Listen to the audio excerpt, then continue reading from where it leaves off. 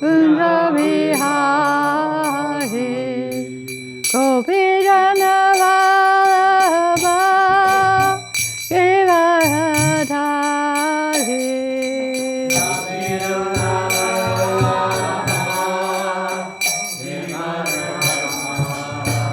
Asodanandana Vrajadana Randana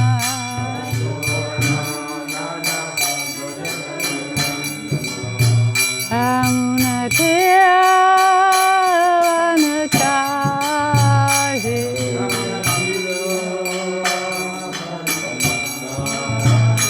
Jaya Radha Madhava Kunja Vihari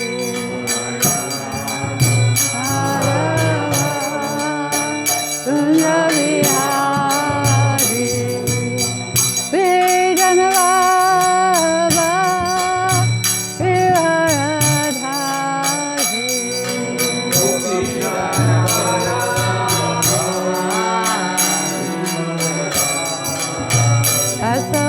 Asodanandana Vrajadana Randana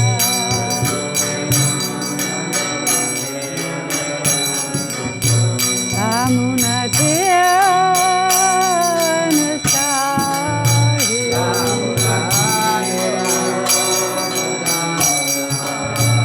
Amunatiya Vanachari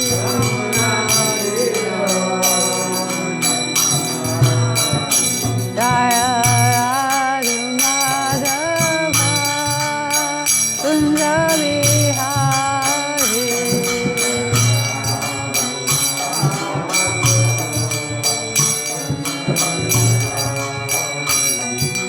Gopi Janavallabha Giridhari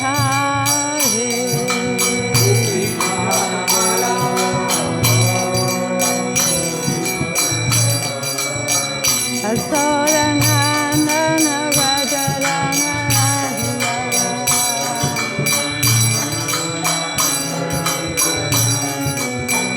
Amunatiya Vanachari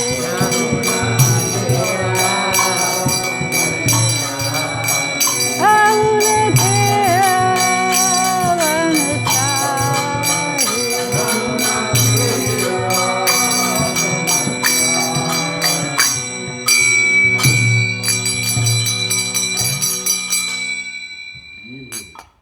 Om Namo Bhagavate Vasudevaya Om Namo Bhagavate Vasudevaya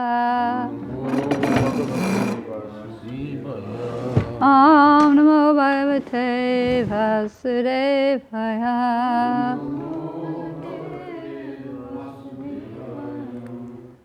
Reading from Srimad Bhagavatam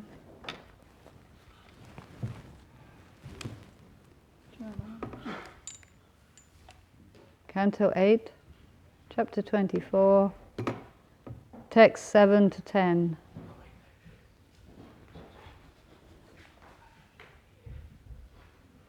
And this is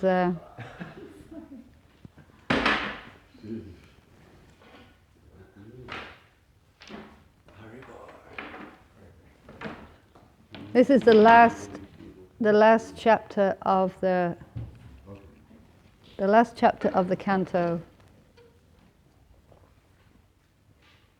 And we had 26 chapters of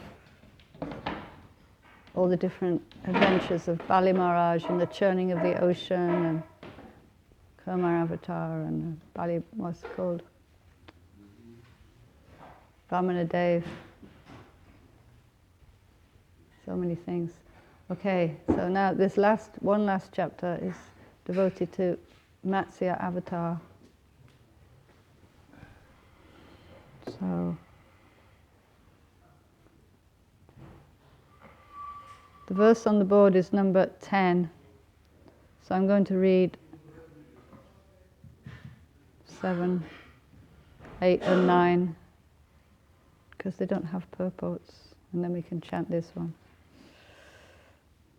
Asaditi takalpante brahmonai mitakolaya samudra paplutas tatra lokaburadayo nipa.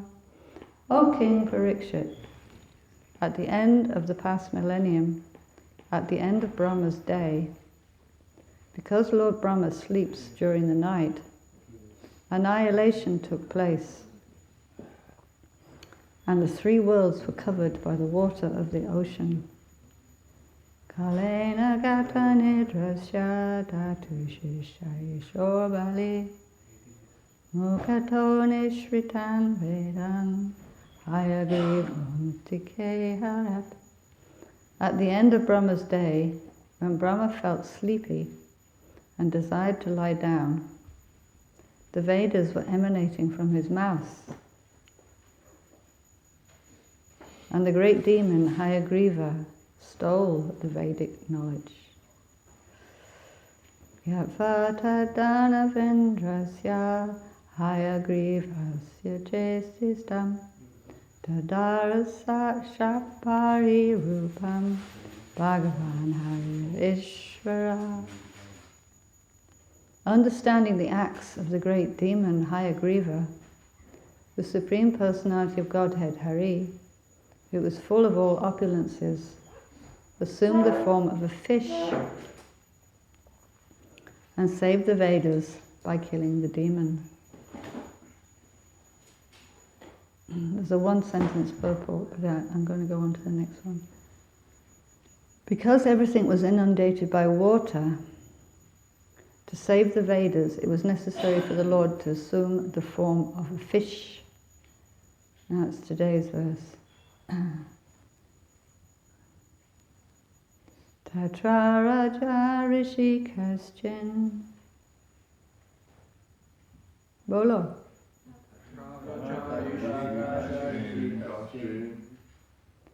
Namna satya vrato mahan.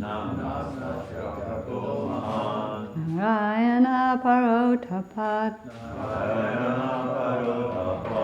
Tapasa salilashana. Tatra raja rishi kaschin. Namna satya vrato mahan. Narayana paratapat. Tapasha shalilashana.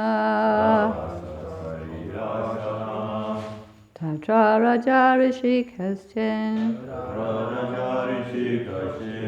Namna satya vrato mahan. Narayana parotapat. Tapasa salilashana.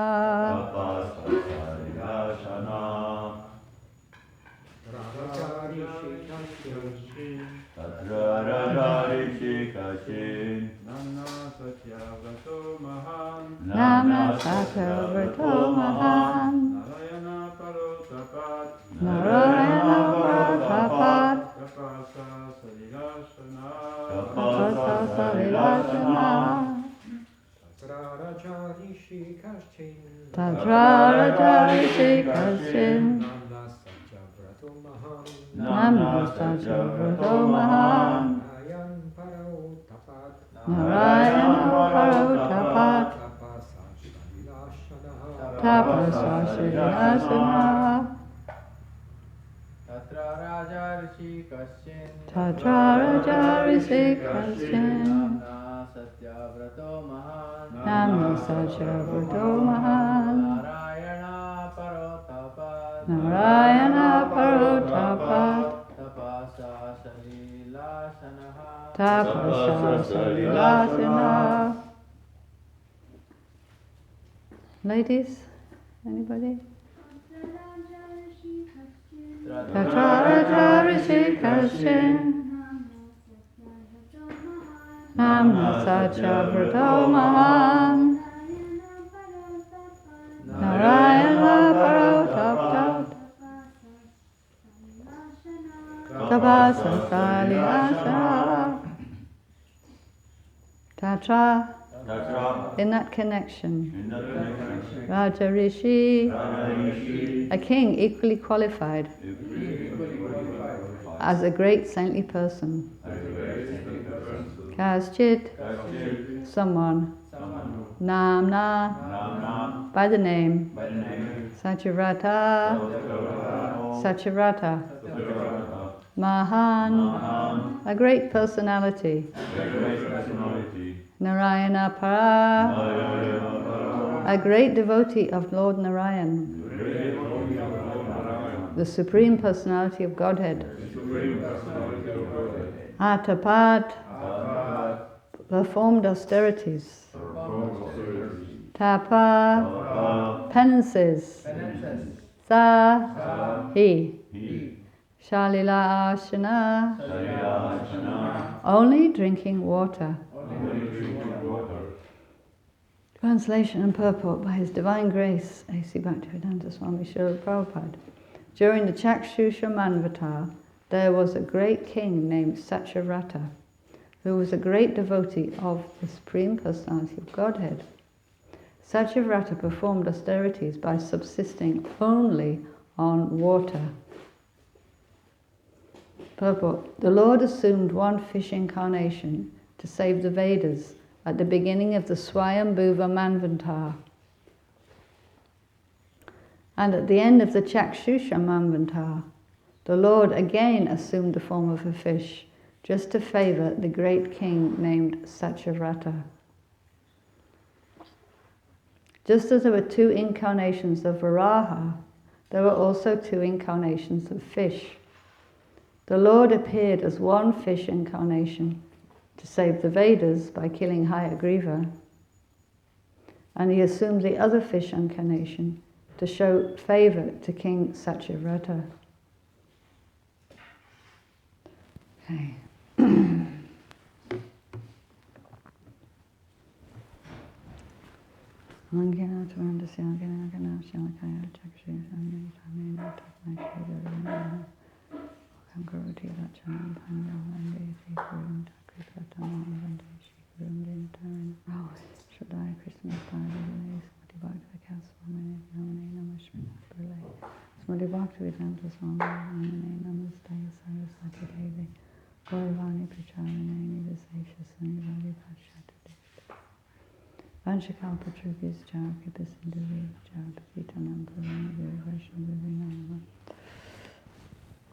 Okay, with permission of the senior devotees, try to say something.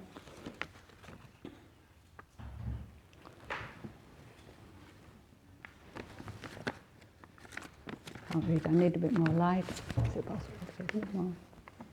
Or maybe bring my phone. Oh yeah, that's better. Okay, so Matsya, he's the first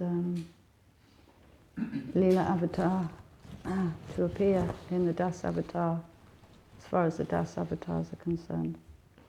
And he's also called the Mukhya avatar. That means, Mukhya means like face or the head or the mouth. It means the first, like the first part. So he's the first avatar of Lord Krishna. And we talk about his appearances, and here it's purport Prabhupada saying he appeared in the first Manvantara and in the Chakshusha Manvantara. But actually he's always existing. He's always appearing somewhere. He's eternally performing his pastimes as Krishna. He's always performing his pastimes as Matsya Dev. When I was reading different things, there's not so much information about Matsya. It's, I think, as Giri Govardhan said yesterday, we probably have to read the Matsya Purana to find out more about Matsya Dev.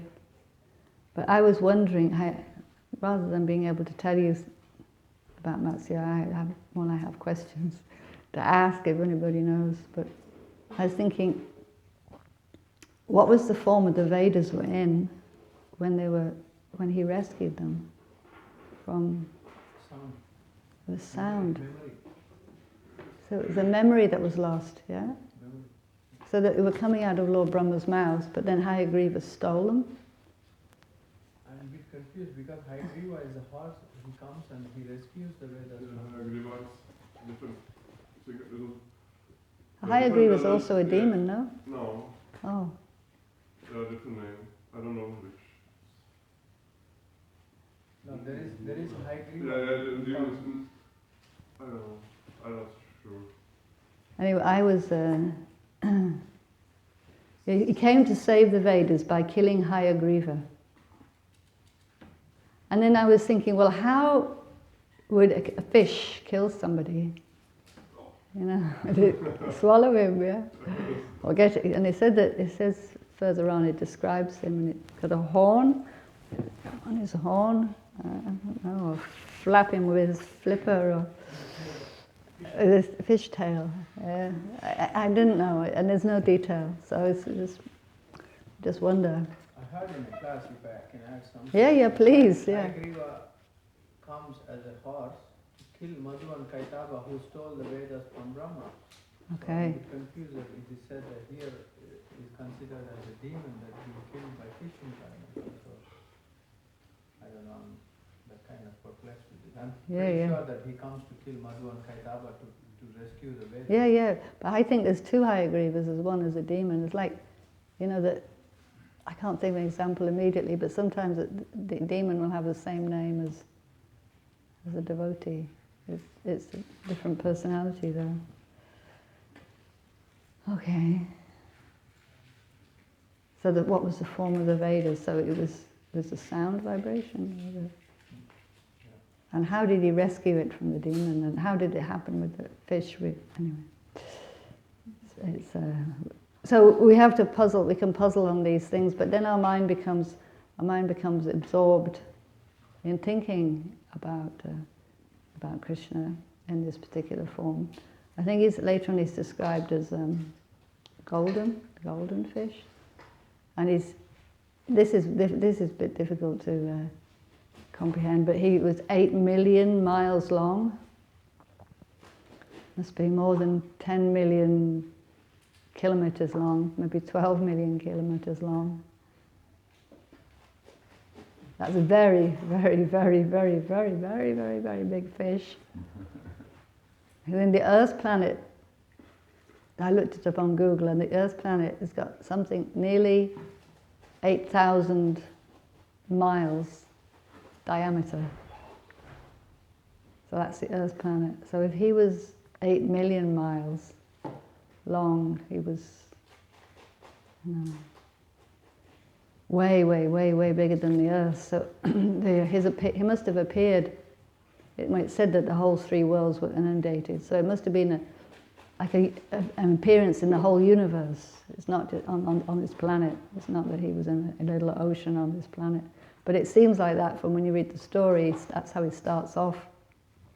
There was a king, and the king found this little tiny fish, and the fish grew, but he ends up being 8 million miles long and swimming in the inundation of the whole universe, and the whole universe becomes flooded. And that's what it seems to me. I was trying to think about how there'd be such a big fish, and it would be a talking fish as well. We don't usually think of fish talking. So this inconceivable power of the Lord. And of course, these things are true, and if we find a difficulty, then it's our lack of purification or our lack of transcendental understanding that we can accept these things. It's not that Krishna, people will say, oh no, this is just Hindu mythology. It's not really true. It's supposed just to inspire you to be religious or something like that. You think God is, a big fish, he's powerful. No, but this is actually a form of Krishna. Krishna has taken this form out of his own desire. And Prabhupada, in other places, he explains how Krishna is free to do what he likes. He's not under any material laws. He's not under the last purport was about how Krishna is not under the modes of nature. He's not limited in any way. That's what it means to be the Supreme Personality of Godhead. It means that nobody's above you, nobody can control you. You have full independence. You can do whatever you like, take whatever form you like, and have whatever pastimes you like, or whatever you're not obliged by anybody else's conception of reality. You define reality. You're the Supreme. So Krishna taking the form of a giant fish, swimming in the ocean of devastation is what Krishna chose to do. Yeah, and that, of course, he had a purpose. Paritranaya sadhanam vinashya taduskutam. He was wanted to protect Satyavrata and to save the Vedas, kill the demon. So he achieved all these things, of course. But I was also wondering, is this the same Satyavrata as that wrote the... is the same one, you think? Yeah. Exactly. Because after he appears at the end of this chapter, there's prayers, very nice prayers by Satyavrata. Okay. So anyway, these Das avatars, these famous 10 avatars. Does anybody know what the other ones are? The other avatars? There's total 22 now. Oh yeah, there is a list of 22, but when we say Das avatars, it isn't in the song, there's 10. Written by Jayadev Goswami. And the description of the Das avatars is like an introduction to a book that's about Krishna Leela, isn't it? You know that? The reason he gives the 10, he talks about the 10 avatars to show how Krishna has all these forms and how Krishna is very powerful and has so many pastimes. And then so that you have some understanding of who Krishna is before then he gives the Krishna Leela, the more intimate Leela, so that you have the right understanding. When you start to read about Radha and Krishna, you don't think it's some mundane love story, because you already established that Krishna is the Supreme Personality of Godhead with these fantastic pastimes. Fantastic in the terms of being amazing, being way beyond human ability to imitate. So because there's a danger of trying to understand or misunderstanding, misunderstanding Rasa Leela and Krishna's intimate pastimes, with thinking them as something that might go on, in human society, human pastimes, so-called love. But Krishna's pastimes are transcendental, a manifestation of the internal energy. Of course, all these avatars are also manifestations of the internal energy. So hearing about all these things, hearing about all these pastimes of the Lord, hearing about Satyavrata Muni and Matsya Avatar, it lifts us, if we're hearing nicely with attention and been chanting and following the process, it lifts us up onto the transcendental platform, because these pastimes are fully transcendental. It's Shuddha Sattva. It's beyond the modes of nature. Krishna is beyond the modes of nature. His pastimes are beyond the modes of nature. And so by hearing about them, we also become transcendental to the modes of nature. We may fall back again, of course, but there's one verse that describes this phenomenon. Prabhupada quotes, just have to... Prabhupada talks about this.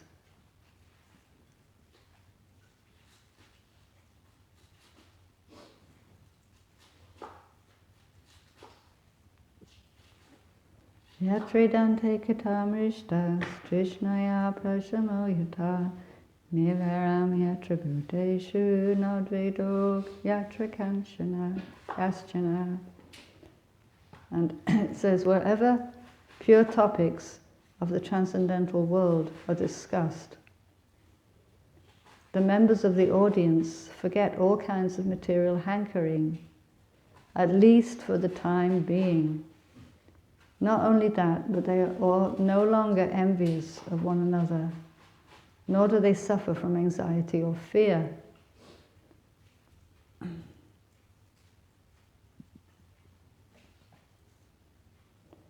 So Prabhupada's purport is Vaikuntha means without anxiety, and the material world means full of anxiety. Has anybody noticed? Full of anxiety. So if we're feeling anxiety, it's because we need to read about Krishna, hear about Krishna. Okay, as stated by Prahlad, Sada Samud Nivigna Dhyam Asad Grahat. The living entities who have accepted this material world as a residence are full of anxiety. A place immediately becomes Vaikuntha whenever the holy topics of the personality of Godhead are discussed by pure devotees. This is the process of Shravanam, Kirtanam, Vishnu, chanting and hearing about the Supreme Lord Vishnu. As the Supreme Lord himself confirms, Naham tishtami vaikunte yoginam hridayeshuva tatra tishtami narada yatra gayanti mad bhakta. My dear Narada, actually I do not reside in my abode, Vaikuntha, nor do I reside in the hearts of the yogis, but I reside in that place where my pure devotees chant my holy name and discuss my form, pastimes, and qualities. Because of the presence of the Lord in the form of a transcendental vibration, the Vaikuntha atmosphere is evoked. This atmosphere is without fear and anxiety.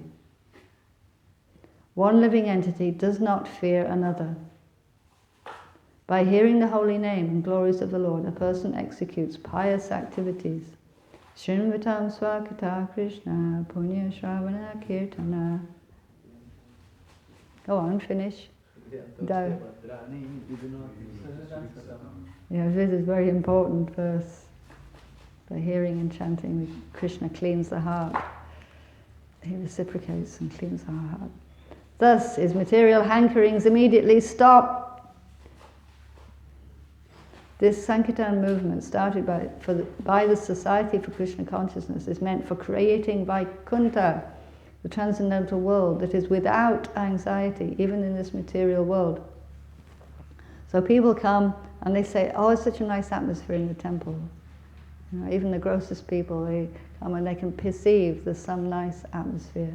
They have some relief from anxiety.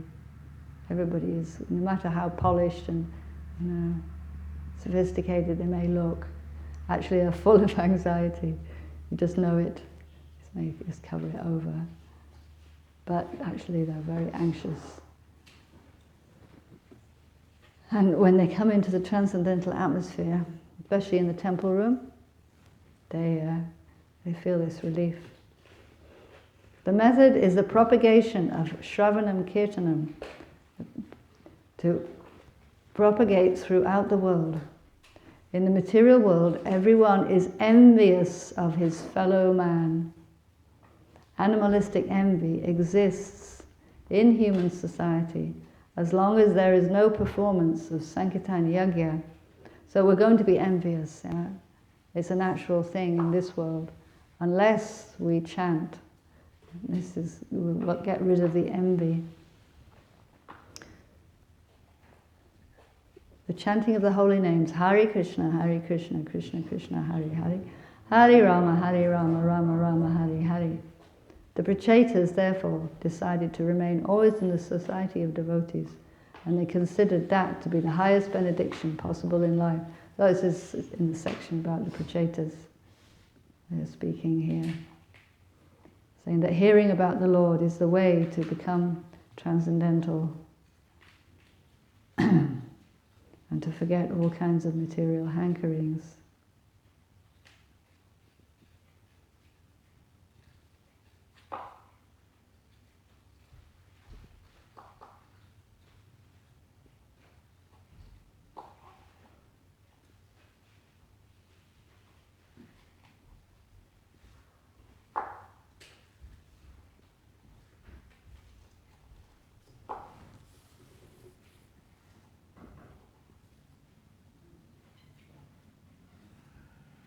Okay, has anybody got any comment? I haven't got anything else to say. Don't know. Can't read all my own writing here.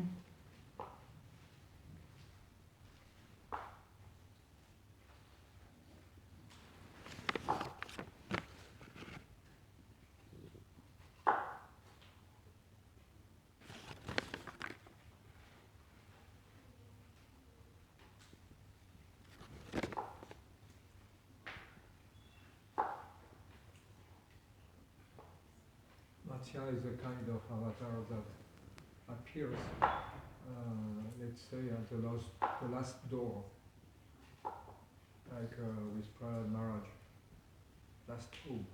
Oh yeah, but Because when everything was being destroyed, and certainly the Munis and the Satyavrata Muni were quite scared about the rains, the wave, because it comes forcefully with wind, and are wondering what's going on and if they're going to be saved or what. yeah, if there's a big flood coming, we would be concerned, yeah?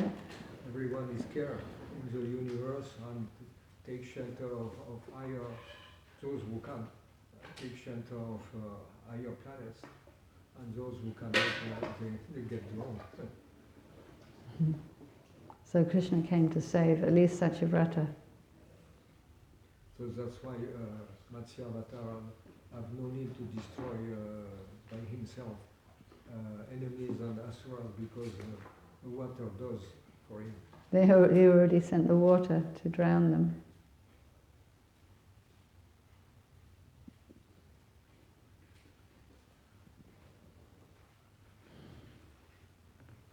Well, I can read the rest of the story, maybe. I mean, it's no harm, and whoever gives class tomorrow, they probably be Kadamba Kanana Maharaj. But there's no harm to know the storyline. So,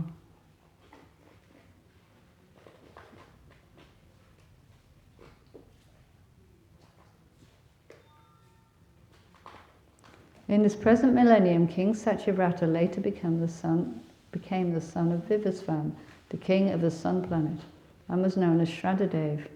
By the mercy of the Supreme Personality of Godhead, he was given the post of Manu.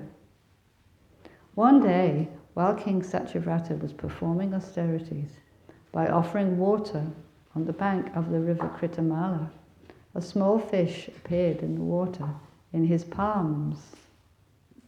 Very small, if it's just in your hand. Very small fish. Satyavrata, the king of Dravida Desh, threw the fish into the water of the river, along with the water in his palm. O King Parikshit, descendant of Bharat. With an appealing voice, the poor small fish said to King Satyavrata, who was very merciful, "My dear king, protector of the poor, why are you throwing me in the water of the river, where there are other aquatics who will kill me? I am very much afraid of them." To please himself, King Satyavrata, not knowing that the fish was the Supreme Personality of Godhead, decided with great pleasure to give the fish protection. He was a king, so naturally the king's nature is to give protection. Yeah? The merciful king, being moved by the pitiable words of the fish, placed the fish in a water jug and brought him to his own residence. But in one night, that fish grew so much that he could not move his body comfortably in the water of the pot. Then he spoke to the king as follows: "My dear king, I do not like living in this water pot with so much great difficulty. Therefore, please find some better reservoir of water where I can live comfortably." Then, taking the fish out of the water pot, the king threw him in a large well. But within a moment, the fish developed to the length of 3 cubits. What is a cubit? You know what a cubit is? Cubic meter? No, cubit. Cubic. Cubit. I think it's the measurement from the tip of your finger to the elbow. I think that's a cubit. But different for different people, obviously. For Lord Brahma's cubit would not be the same as ours. Maybe it means by the cubit of a man. By the king's cubit of the king. The fish then said, "My dear king, the reservoir of water is not fit for my happy residence. Please give me a more extensive pool of water, for I have taken shelter of you." O Maharaj Parikshit, the king took the fish from the well and threw him in a lake. But the fish then assumed a gigantic form, exceeding the extent of the water. So from becoming, from being a little fish in the palm of his hand, became this gigantic, bigger than the lake. The fish then said, "O king, I am a large aquatic, and this water is not at all suitable for me. Now kindly find me some way to save me. It would be better to put me in the water of a lake that will never reduce." When thus requested, King Satyavrata took the fish to the largest reservoir of water. And that must have been quite an endeavour, to move a huge big fish. How do you move a huge big fish from one lake to another? How would you do it? The army, probably. Sorry? Mystic powers. Mystic powers, mantras, yeah. Must have been how it was done. Okay. He took the fish to the largest reservoir of water, and that also proved insufficient. The king at last threw the gigantic fish into the ocean. While being thrown in the ocean, the fish said to King Satyavrata, "Oh hero, in this water there are very powerful and dangerous sharks that will eat me. Therefore you should not throw me in this place." After hearing these sweet words from the Supreme Personality of Godhead in the form of a fish, the king, being bewildered, asked him, "Who are you, sir? You simply bewilder us." "My lord, in one day you have expanded yourself for hundreds of miles, covering the water of the river and the ocean. Before this I had never heard or seen of such an aquatic animal. My lord, you are certainly the inexhaustible Supreme Personality of Godhead Narayan Sri Hari. It is show your mercy to the living entities that you have now assumed the form of an aquatic. O my Lord, Master of creation, maintenance and annihilation, the best of enjoyers, Lord Vishnu, you are the leader and destination of surrendered devotees like us. Therefore, let me offer my respectful obeisances unto you." So he continues with some prayers. So it's a nice story.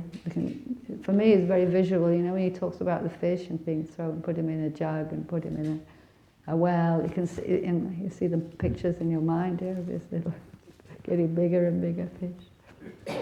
So in that way, it's a nice story, but actually we're meditating on Krishna. This is transcendently purifying, powerful. So there you go.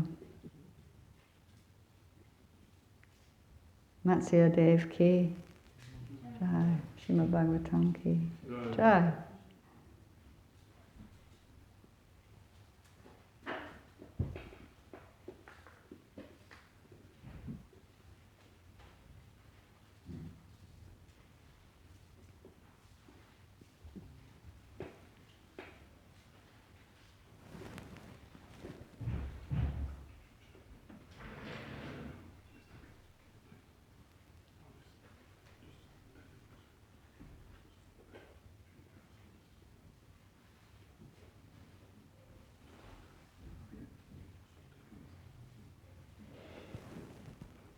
Do I read a little bit more for the vegetable cutters? You finished cutting. The garland makers. I'll read another 5 minutes for the garland maker. Okay, so this is the verse. The verse I read about not being envious when you hear about the Lord. There's a famous verse in front of that one. There's the one before. Tulya yama lavanapi swagam punabhavam Bhagavat Sangi Sangasya Machanam Kedaro Shishara. Even a moment's association with a pure devotee cannot be compared to being transferred to heavenly planets or even merging into the Brahman effulgence in complete liberation. For living entities who are destined to give up the body and die, association with the pure devotee is the highest benediction. And for us, that's Srila Prabhupada. A moment's association with the pure devotee is incomparable. The great sage Pramod Ananda Sarasvati, a devotee of the Lord, has said, Kaivalyam narakayate, tridasapura kasha pushpayate. For a pure devotee, Kaivalya, merging into the existence of Brahman, the Brahman effulgence, is no better than living in hell. Similarly, he considers promotion to the heavenly planets, Tridashapur, just another kind of phantasmagoria. In other words, a pure devotee does not place much value in the destination of the karmis, the heavenly planets, or the destination of the jnanis, merging into the Brahman effulgence. A pure devotee considers a moment's association with another pure devotee to be far superior to residing in a heavenly planet or merging in the Brahman effulgence. Why is it so much better? Why? Why is it better than merging in the Brahman or going to the heavenly planets? Why is associating with a devotee so much better? Why? Opens the door for the spiritual world. Because it's a spiritual world, yeah. Because it's eternal, it's spiritual, you're actually in touch with Krishna. Where the other situations, they're not connected to Krishna directly. The topmost benediction for those who are living in the material world and are subjected to the repetition of birth and death. The topmost benediction is association with pure devotees. So we're so fortunate we have that, isn't it? Through the Bhagavatam we have association with so many pure devotees. One should search out such pure devotees and remain with them. That will make one completely happy, even though living within the material world. You can be completely happy even though living within the material world, if you have the association of pure devotees. This Krishna consciousness movement is started for that purpose, to give us association. A person who is overly affected materially may take advantage of this movement and become intimately associated. In this way, the confused and frustrated inhabitants of this material world may find the highest happiness in association with devotees. So nice, huh? You can, all relief. You can give people relief by giving them these books, giving Prabhupada's association in the form of these books. Okay. That's 5 more minutes. That's all right, Amina? More, you want more? No? Okay? All right.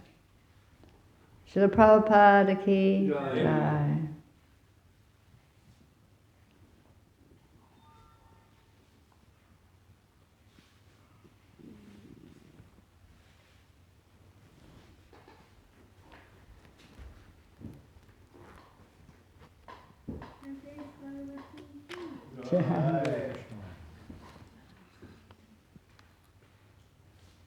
Sorry, I should have prepared more things. I should have talked about all the different avatars. Carry on.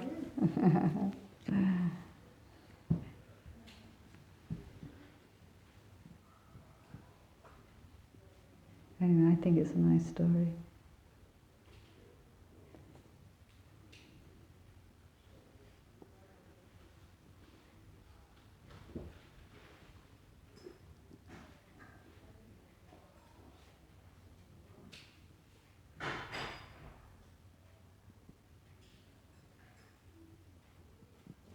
Oh yeah, that was one thing I was going to read. There was a quote from this song, you know, this song, this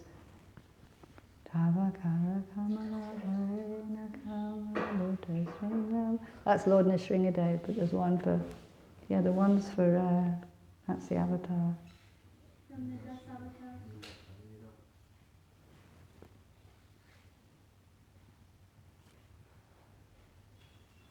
Yeah, Srila Jayadev Goswami sings, I finished the class twice and I'm still talking. Pralayo payo jale vichala asitam vita charitama ketam keshavadrita mina sarira jaya jagadisha hare jaya jagadisha hare jaya jagadisha. Anyway, it doesn't say Keshavadrita Matsya Sarira. It says Keshavadrita Mina Sharira. But Mina must also mean fish. Prabhupada says, soon after the cosmic creation, the entire universe was inundated with water. At that time, Lord Krishna, Keshava, incarnated as a gigantic fish to protect the Vedas. Therefore, Manu addresses Lord Matsya as Mukhyatam,